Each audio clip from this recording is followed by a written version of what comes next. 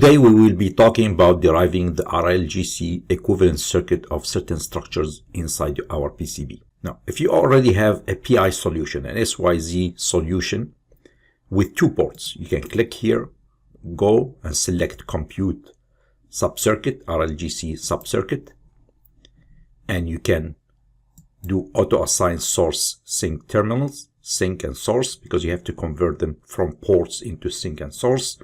Select the two, select the frequency where you want to do the calculation, and do compute the matrix. Now you get a number for the resistance, a number for the inductance, and for the conductance, and for the capacitance.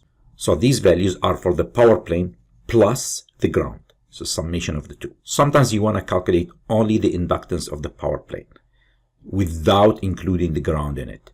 To do that, we use our second solver, which is Compute RLGC CPA. So click here, go and select individual source sink setup. Click here. Select the nets that you want to process. For example, we want the plus 1.2 volt. So we'll go at the VRM and I will assign it to be sink. And at the CPU, we want it to be source. And for the rest of the nets, I want to make sure I don't have anything. Unless you want to solve for another one.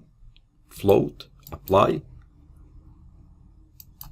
Click OK. The setup is valid. Now we can launch. Of course, before that, make sure to select Q3D solver and launch. Now that we have a solution, we click here and we say display the table. And we have numbers. So we have the resistance, the inductance.